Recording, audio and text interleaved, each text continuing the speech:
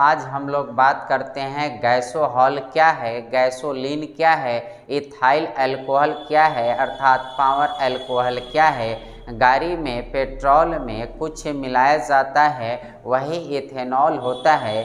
तो ये सारी बातें अगर आप नहीं समझते हैं तो आइए समझते हैं। यह क्लास कॉम्पिटिटिव विद्यार्थियों के लिए अति महत्वपूर्ण है, साथ ही साथ सामान्य जानकारी रखने के लिए उत्सुक के विद्यार्थियों के लिए भी यह काफ़ी महत्वपूर्ण है। तो अभी तक अगर मेरे चैनल को सब्सक्राइब नहीं किए हैं तो सब्सक्राइब कीजिए, लाइक कीजिए, शेयर कीजिए।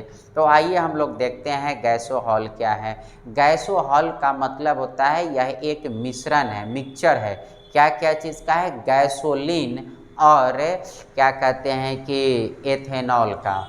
एथेनॉल क्या होता है? एथेनॉल हम लोग शुगर केन अर्थात ईख से, फिर चावल से, फिर मक्का से हम लोग इथाइल अल्कोहल प्राप्त करते हैं। इथेनॉल उसी को कहते हैं। इथाइल अल्कोहल का ही IUPAC नेम इथेनॉल है। तो इथाइल अल्कोहल को जब हम गैसोलीन अर्थात जो गाड़ी में हम लोग पेट्रोल इस्तेमाल करते हैं, जिस पेट्रोल को हम लोग जानते हैं, तो पेट्रोल को ही गैसोलीन कहा जाता है। और इस पेट्रोल में अगर हम लोग इथेनॉल को मिला देते हैं तो जो मिश्रण प्राप्त होता है उसी को हम लोग कहते हैं गैसोहॉल।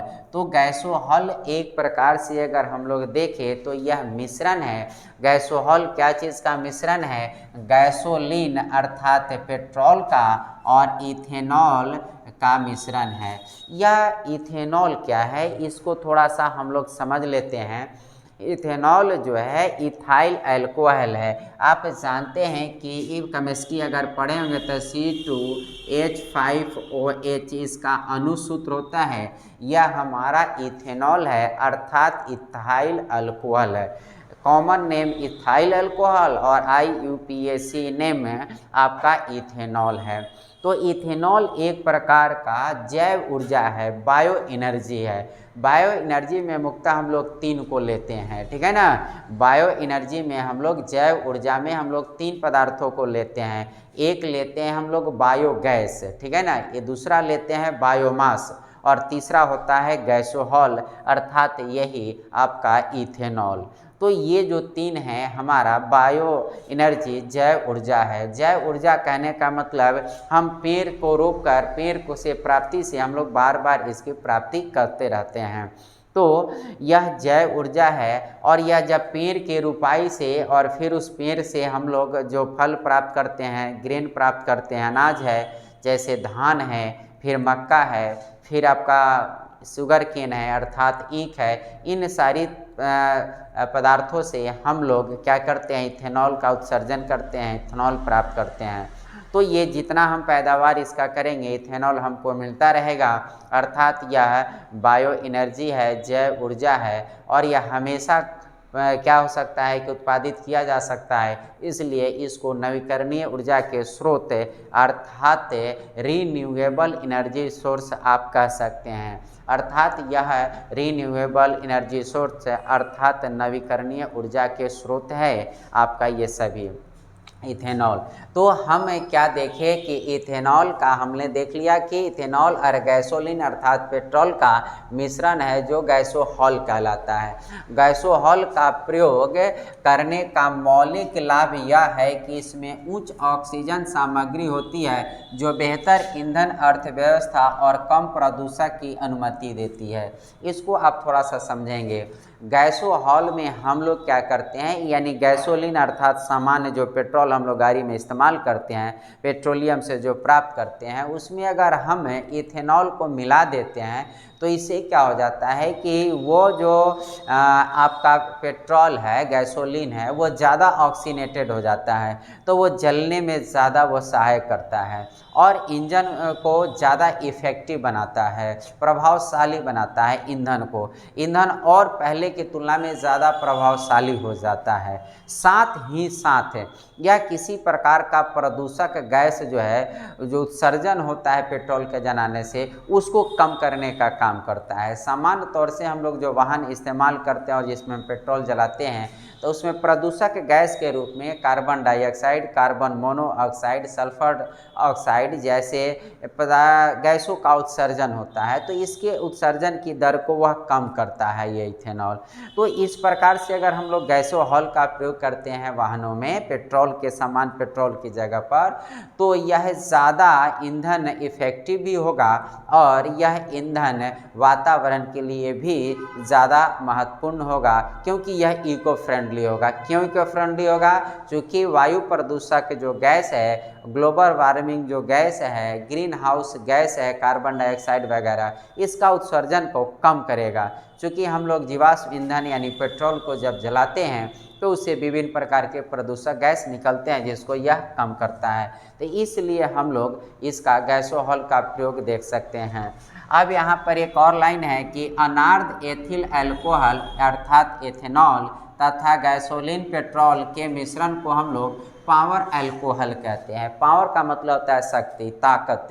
यानी हम लोग पेट्रोल को और सामान्य अल्कोहल है इथाइल अल्कोहल को जो बनाकर गैसोहॉल बनाते हैं, यानी इसके मिश्रण को ही हम लोग पावर अल्कोहल कहते हैं। तो आपसे कोई पूछता भी है कि पावर अल्कोहल क्या है, तो आप याद रखेंगे कि इथाइल अल्कोहल और पेट्रोल के मिश्रण को पावर अल्कोहल कहते हैं, यानी गैसोहॉल कहते हैं। अब है कि इसका प्रयोग जो है स्वचालित वाहनों में पेट्रोल के स्थान पर ईंधन के रूप में किया जा सकता है। तो ये जो गैसोहॉल पावर अल्कोहल जो आप प्राप्त कर रहे हैं, ये जितना भी ऑटोमोबाइल सेक्टर के वाहन है, अर्थात आप जहाँ जहाँ पेट्रोल का इस्तेमाल कर रहे हैं, इस गैसोहॉल का इस्तेमाल कर सकते हैं। पावर अल्कोहल को जिसमें लगभग 10% एथिल अल्कोहल होता है, उसको गैसोहॉल कहते हैं। अब सोचने वाली यहाँ पर बात है कि इथाइल अल्कोहल और पेट्रोल के मिश्रण को पावर अल्कोहल भी कहते हैं और इसी को गैसोहॉल भी कहते हैं। देखिए यहाँ पर एक टेक्निकल अंतर है दोनों में। अगर ये पेट्रोल में 10% से ज़्यादा पावर अल्कोहल को आप मिला देते हैं, अर्थात इथाइल अल्कोहल को मिला देते हैं, तो कम से कम 10% अगर आप अल्कोहल को मिलाते हैं तो ये गैसोहॉल हो जाता है। यानी हम क्या कर सकते हैं, इस पेट्रोल में 10% तक या उससे ऊपर मिलाते हैं तो वो जो मिश्रण कहलाएगा वो गैसोहॉल कहलाएगा। तो पावर अल्कोहल और गैसोहॉल दोनों एक ही चीज़ है, बस अंतर बारीकी टेक्निकल इतना है कि अगर आप इथाइल अल्कोहल को पेट्रोल में मिला देते हैं तो जो मिश्रण प्राप्त हुआ उसको पावर अल्कोहल कहेंगे, लेकिन अगर उस मिश्रण में पावर अल्कोहल इथाइल अल्कोहल की मात्रा कम से कम 10% है तो या उससे अधिक है तो उसी इथाइल माने पावर अल्कोहल को हम लोग गैसोहॉल कहते हैं। अब आते हैं कि ये गैसोहॉल जो है भारत में किस तरह से इसका उपयोग किया जाता है, क्या भारत के पेट्रोल में यह मिलाया जाता है। तो हम देखेंगे कि भारत में अभी पेट्रोल में 8.5% एथेनॉल मिलाया जाता है, अर्थात हमारा जो सामान्य पेट्रोलियम से प्राप्त जो पेट्रोल है उसमें अभी भारत में 8.5% एथेनॉल मिलाया जाता है, अर्थात अभी इथेनॉल अभी उत्पादन की ज़रूरत है और इसको प्रतिशत को और बढ़ाने की ज़रूरत है। अब हम लोग देखें ethanol, it is the best alternative fuel for India. हम लोग अगर भारत के परिप्रेक्ष्य में कहें कि भारत की बढ़ती हुई आबादी जो वर्तमान में विश्व की सबसे बड़ी आबादी हो गई है, तो इतनी आबादी की ऊर्जा की ज़रूरतों को पूरा करने हेतु अगर हम लोग देखें तो इथेनॉल उत्पादन एक काफ़ी बेहतर विकल्प है जो भारत का भविष्य का ऊर्जा का स्रोत बन सकता है। तो इसके उत्पादन को प्रोत्साहित करना चाहिए भारत सरकार को, हमारे समाज को भी। अब अगर हम लोग देखें कि भारत सरकार का इसका क्या है, इस पर कुछ परिप्रेक्ष्य उसका क्या है इरादा, तो 2025 तक ये कम्पिटिटिव एग्ज़ाम के लिए अति महत्वपूर्ण है। 2025 तक भारत में करीब 20% इथेनॉल के मिश्रण का लक्ष्य है, अर्थात अभी 8.5% मिश्रण किया जा रहा है पेट्रोल में, आगे चलकर 20% तक पेट्रोल में क्या है इथेनॉल इथाइल अल्कोहल को मिलाने का भारत सरकार का लक्ष्य है। कब तक है? 2025 तक, आप ध्यान रखेंगे।